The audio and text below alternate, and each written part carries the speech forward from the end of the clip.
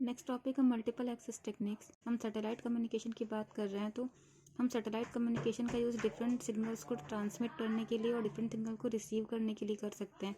जैसे हमारा TV transmission हो गया, या फिर जो भी आपका मोबाइल कम्युनिकेशन है, वो भी हम मोबाइल कम्युनिकेशन के सिग्नल्स को भी हम सेंड कर सकते हैं with the help of satellite communication. क्योंकि सैटेलाइट का यूज़ हम डिफरेंट टाइप्स के कम्युनिकेशन के लिए करते हैं, वेदर फोरकास्टिंग के लिए भी करते हैं, मोबाइल कम्युनिकेशन के लिए भी करते हैं, डिफेंस के लिए भी करते हैं। तो एक तरीके से आप अगर अलग अलग कम्युनिकेशन के लिए, अलग अलग पर्पस के लिए अगर हम यूज़ कर रहे हैं एक ही कम्युनिकेशन टेक्निक को, तो उसमें हम उन सारे सिग्नल्स को एक ही बार में कैसे एक्सेस कर पाएँ, वहाँ तक पहुँच पाएँ। तो उसके लिए हमें क्या ज़रूरत पड़ती है, इन मल्टीपल एक्सेस टेक्निक्स की ज़रूरत पड़ती है कि हमारे पास जो डिफरेंट यूज़र्स हैं, या फिर हम कह सकते हैं कि डिफरेंट डेटा जो है हमारे पास, उनको हम एक ही चैनल का यूज़ करके एक ही बार पे उस पर एक्सेस कर पाएँ, वहाँ तक पहुँच पाएँ। तो ये आपका कहलाता है मल्टीपल एक्सेस। मल्टीपल एक्सेस की नीड क्यों पड़ी? अगर हम डिफरेंट यूज़र्स को या फिर डिफरेंट सिग्नल्स को अगर हम डिफरेंट टाइम में सेंड करेंगे, डिफरेंट चैनल का यूज़ करके सेंड करेंगे, तो हमारे पास जो बैंडविड्थ की रिक्वायरमेंट हो जाएगी वो क्या हो जाएगा, बढ़ जाएगा। मतलब कि अगर हम एक सिग्नल को एक बार में सेंड कर रहे हैं, दूसरे सिग्नल को दूसरी बार में सेंड कर रहे हैं, तो इस तरीके से हमारा जो सिग्नल को सेंड करने के लिए जो हमें बैंडविड्थ रिक्वायरमेंट हो रही है, जो चैनल है आपका, जिस चैनल का आप यूज़ कर रहे हो, वो पर्टिकुलर बैंड रेंज होगा, उसका बैंडविड्थ रेंज होगा या फ्रिक्वेंसी रेंज होगा। तो उसके अकॉर्डिंग अगर आप डिफरेंट सिग्नल्स को सेंड करोगे, तो उसके अकॉर्डिंग आपका बैंडविड्थ बहुत इंक्रीज़ कर जाएगा, जो कि फीजिबल नहीं होता है। तो बैंडविड्थ को डिक्रीज़ करने के लिए, और अगर हम डिफरेंट सिग्नल्स को अगर डिफरेंट टाइम में भेजेंगे, तो टाइम टेकिंग प्रोसेस हो जाएगा, हम पूरे सिग्नल्स को यूटिलाइज़ नहीं कर पाएंगे एक ही बार में। तो इन सारी चीज़ों को मिनिमाइज़ करने के लिए, टाइम की जो प्रोसेस है उसको फास्ट करने के लिए, फास्ट रिस्पॉन्स के लिए, और बैंडविड्थ को हम क्या कर सकें, सेव कर सकें, तो इसलिए हम मल्टीपल एक्सेस टेक्निक्स का यूज़ करते हैं। डिफरेंट मल्टीपल एक्सेस टेक्निक्स जो है हमारे पास वो हैं।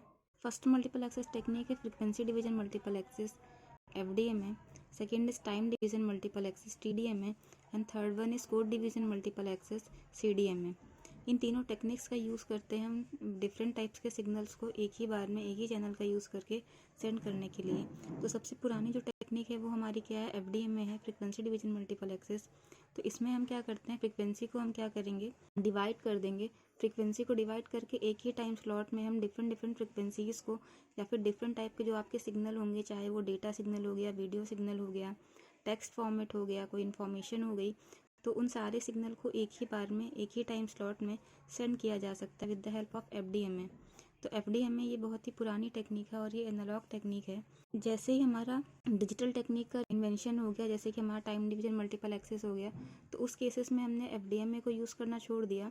यहाँ पर क्या किया हमने, फ्रीक्वेंसी को क्या कर दिया, डिवाइड कर दिया। मतलब कि सपोज आप इसको कह सकते हो कि ये यूज़र 1 है और ये यूज़र 2 है, तो ये डिफरेंट यूज़र्स हो गए, मतलब कि डिफरेंट आपके डेटा हो गए, और एक ही टाइम स्लॉट पे हम उनको क्या कर पा रहे हैं, एक्सेस कर पा रहे हैं। एक ही टाइम स्लॉट पे हम उनको क्या कर पा रहे हैं, सेंड कर पा रहे हैं। तो इसका मतलब क्या है, FDM में सेम टाइम होता है लेकिन डिफरेंट फ्रिक्वेंसीज़ होती हैं। डिफरेंट फ्रिक्वेंसीज़ पर हम क्या कर सकते हैं, सिग्नल को एक ही टाइम पर सेंड कर सकते हैं। तो FDM के बाद हमारा नेक्स्ट है TDM है, time division multiple access. Time division multiple access में क्या होगा, टाइम स्लॉट को हम यहाँ पर डिवाइड कर देंगे और फ्रीक्वेंसी हमारी क्या रहेगी, सेम रहेगी।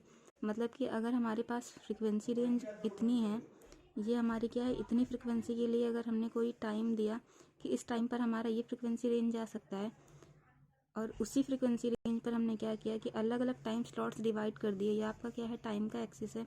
अब आपने क्या किया, टाइम के स्लॉट डिवाइड कर दिए इसी तरीके से। जब इसी तरीके से आप टाइम के स्लॉट डिवाइड कर दोगे, तो आपके पास जितने भी सिग्नल्स हैं, मतलब कि डिफरेंट टाइम स्लॉट पे आप डिफरेंट डेटा क्या कर पा रहे हो, अब यहाँ पर सेंड कर पा रहे हो। एक एग्जांपल की बात करते हैं, तो एक एग्जांपल अगर हम ले ट्रांसपोर्ट सिस्टम का, तो ट्रांसपोर्ट सिस्टम में अगर सपोज़ आपके कॉलेज से एक बस आ रही है फतेहपुर के लिए, और वो जो आपका नेशनल हाईवे है उसको यूज़ करके आ रही है, डेली मॉर्निंग में वो 8 बजे निकलती होगी फतेहपुर पहुंचने के लिए या फिर इलाहाबाद पहुंचने के लिए। तो अगर केवल वही बस आपका यूज़ की जाए उस पूरे के पूरे हाईवे को यूज़ करने के लिए, तो एक तरीके से क्या है कि वो डेली आपका 8 बजे ही, मतलब जैसे डे 1 डे 2 डे 3, ऐसे ही डेली आपका वो एक फ़िक्स टाइम पर क्या करेगी, बस निकलेगी और फतेहपुर और कानपुर या फिर जहाँ भी जाती होगी वहाँ जाएगी, और एक पर्टिकुलर टाइम स्लॉट के लिए ही वो सिग्नल को वहाँ से रिसीव करेगी और कॉलेज छोड़ेगी। उसके बाद पर्टिकुलर टाइम स्लॉट पे ही सिग्नल को फिर से रिसीव करेगी और उसको फिर से वहाँ पर जहाँ पर उनको भेजना था डेस्टिनेशन तक वहाँ पहुँचा देगी। इसका मतलब क्या है कि एक पर्टिकुलर टाइम स्लॉट पर ही आपका जो नेशनल हाईवे है वो यूज़ हो पा रहा है। बाकी जो आपका टाइमिंग बचा 8 से 9 के बाद जो आपका टाइमिंग है, मतलब कि 9 के बाद जो भी आपका टाइमिंग है 9 से 5 या फिर 9 to 4, वो आपका टाइम अभी यूज़ नहीं हो पा रहा है। उस टाइम पर आपका जो नेशनल हाईवे है वो क्या है, ब्लैंक है, उस पर कोई भी जो भी ट्रांसपोर्ट है वो नहीं चल रहा है। तो प्रॉपर अगर यूज़ करें हम अपने रोड का, तो हम क्या कर सकते हैं, डिफरेंट टाइम पर हम क्या करें, डिफरेंट जो भी हमारे पास ट्रांसपोर्ट सिस्टम है उनको अवेलेबल करा दें कि बस भी चला दें, बाकी जो आपके ऑटो रिक्शाज हैं वो चल जाएं। तो इससे क्या हो जाएगा कि आराम से उस पूरी की पूरी रोड का प्रॉपर यूटिलाइजेशन हो पाएगा। तो ये हो गया हमारा time division multiple access. Next है आपका code division multiple access. Code division multiple access में क्या होता है कि यहाँ पर टाइम और फ्रिक्वेंसी आपका क्या रहेगा, सेम रहेगा, लेकिन जो डेटा है हमारे पास, उन डेटा को हम क्या करेंगे, उनकी कोडिंग कर देंगे। तो अगर हम डिफरेंट कोडिंग कर दें तो हमारा क्या होगा कि हम सेम टाइम और सेम फ्रिक्वेंसीज पर उन सारे के सारे डेटा को हम क्या कर पा रहे हैं, सेंड कर पा रहे हैं। तो ये हमारा क्या है, ये फ्रिक्वेंसी का है और ये टाइम का स्लॉट है। तो हमने क्या किया, ये हमारे पास कोई एक डेटा है, इस डेटा को इतने टाइम के लिए हमने क्या किया, सेंड किया, इतने टाइम के लिए और इतनी फ्रिक्वेंसी के लिए हमने इस डेटा को सेंड किया। ये आप कह लीजिए डेटा 1 है आपका, और इसकी हमने कोई कोडिंग कर दी होगी। अब हमारे पास अगर कोई डेटा 2 है तो उस डेटा 2 को हम क्या करें, ये आपका डेटा 2 है और ये क्योंकि हम सेम टाइम और सेम फ्रिक्वेंसी यूज़ कर रहे हैं, इसका मतलब क्या है कि ये जो आपका डेटा 1 है और डेटा 2 है वो क्या होंगे, एक दूसरे के पैरेलल में होंगे। यहाँ से आपको दिखाने के लिए ऐसा बनाया गया है थोड़ा सा उठा के कि आपको ऐसा लग रहा होगा कि ये टाइम और फ्रिक्वेंसी चेंज हो रहा है, नहीं, ये एक दूसरे के पैरेलल में दिखाई पड़ेंगे आपको। तो इसका टाइम और फ्रिक्वेंसी क्या रहेगा, सेम रहेगा। तो ये आपका डेटा 2 है और डेटा 2 की भी आप क्या कर दो, कोड कर दो। सपोज अगर आपने इसको ए कोडिंग कर दी है, इसकी कोडिंग कर दी है, उसके अकॉर्डिंग आप डिफरेंट डेटास को डिफरेंट कोड में कन्वर्ट कर दीजिए। उसके बाद क्या करिए, सिग्नल को सेंड कीजिए, देन रिसीवर साइड पर इन सारे डेटा को रिसीव करिए और कोडिंग जो आपने की है उस कोडिंग को डिकोड कीजिए और सिग्नल को रिसीव कर लीजिए। तो यहाँ पर फ़ायदा क्या है कि हमने टाइम भी फिक्स कर दिया है और फ्रिक्वेंसी भी फिक्स कर दिया है और डिफरेंट डेटा को हम सेंड कर पा रहे हैं यहाँ पर। तो हम time division multiple access technique का जो यूज़ करते हैं वो बेसिकली पल्स कोड मॉड्यूलेशन में यूज़ करते हैं, और ये एक डिजिटल कम्युनिकेशन टेक्निक है। तो इसलिए सबसे ज़्यादा जो यूज़फुल टेक्निक होती है वो हमारी यही होती है। अगर हम ऑप्टिकल फाइबर कम्युनिकेशन की बात करते हैं तो वहाँ पर wavelength division multiple access use किया जाता है, और कम्युनिकेशन के लिए तो हम टाइम डिवीजन और एफडीएम दोनों यूज़ कर सकते हैं।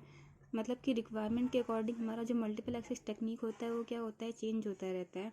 अब यहाँ पर ट्रांसमीटर साइड पर हम मक्स का यूज़ कर सकते हैं बहुत सारे सिग्नल्स को एक ही चैनल में ट्रांसमिट करने के लिए।